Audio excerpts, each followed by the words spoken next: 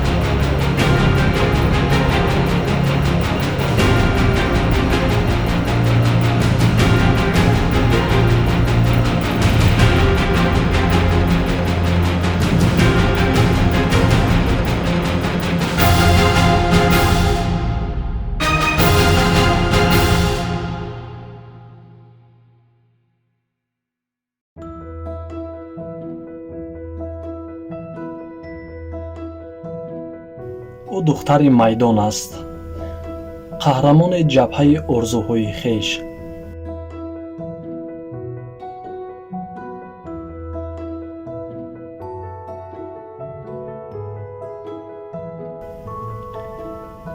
Шукрона Қарчиева 23 сол дорад. устоди варзиши Ҷумҳурии Тоҷикистон аз намуди гӯштини дзюдост.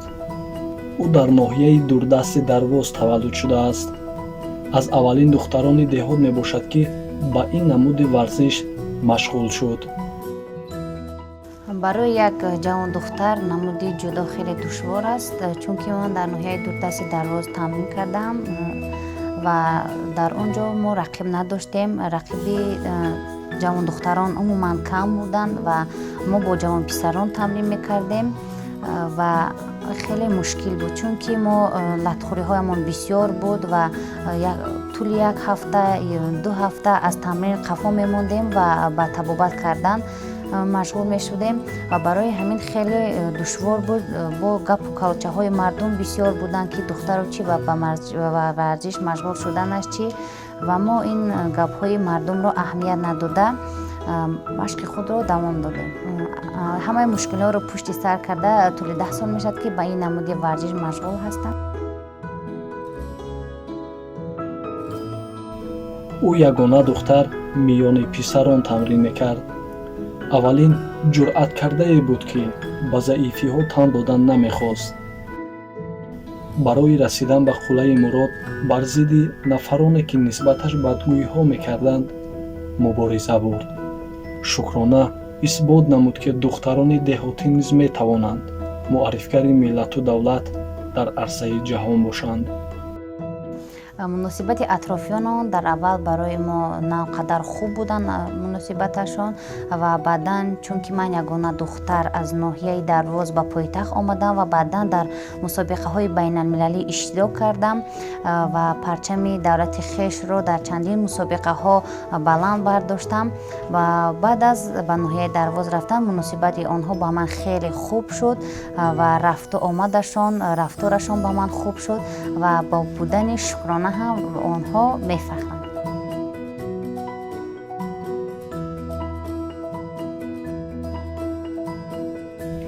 соли 2015 дар мусобиқаи бозиҳои Аврупо миёни 27 давлати ҷаҳон медали нуқраро ба гардан овехт.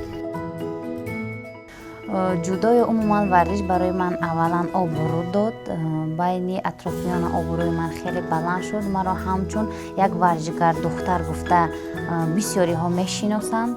طولی 10 سال میشد که به این نمودی گوشتین جدا من مشغول هستم و عموما یگان با پشیمان شدگی نیستم و اگر از سر نو باز انتخاب شدن کس شود من همین نمودی گوشتین جدا رو انتخاب میکنم. این ورزش جدا بود که من رو معرفگر دولت خیش کرد و من توانستم که در عرصه بین المللی پرچم دولت خیش رو بلند بردارم. солҳои 2017-2018 низ Шукрона дар мусобиқаи ҷоми Осиё бо гирифтани медалҳои нуқра ва биринҷӣ сазовор гардид.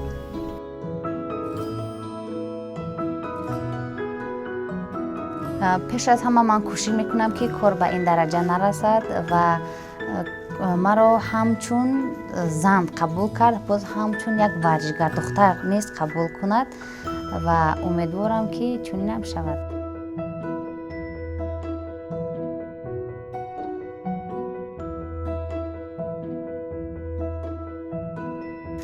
پیش از همه خدمت مادر وطن را ادا کرده باشد و ما جوان دختران فکر میکنیم که وقتی جوان پسر خدمت مادر وطن را ادا میفرماید در دوام زندگی به او تکیه کردن ممکن است. پس از جراحت یک ساله در سال 2019 و خروج بیماری همگیر کرونا ویروس در سال 2021 شکرانه در چمپیونات آسیا سزاوار مقام پنجم گردید.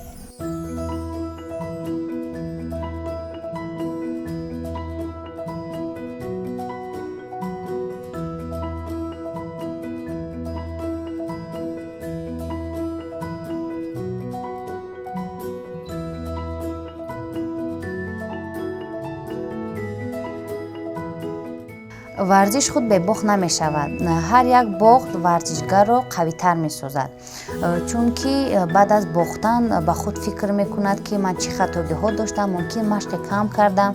برای همین ما کوشش می کنیم بعد باخت مشق خود را زیادتر سازیم و در مسابقه ها رفته خطاگی های خود را اصلاح سازیم.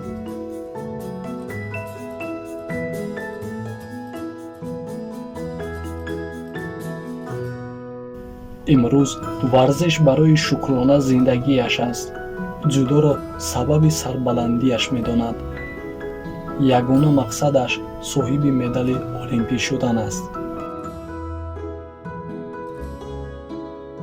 لحظه از همه خاطرمان برای یک ورزشگر همان لحظه می باشد که در زینه افتخاری که می برآید خیلی لحظه شادمان است، خیلی لحظه خوب است و ورزشگر رو بعضی حالت می شود که اشک از چشمانش جاری می شود و از اشک شادی هم دیده این اشک بالاتر است، چون که وقتی که اشک از چشمان می بیاد همان لحظه های دشواری که مشق ها و تمرین های چندین سری سال نکردگی در پیش چشمانت می بیاید.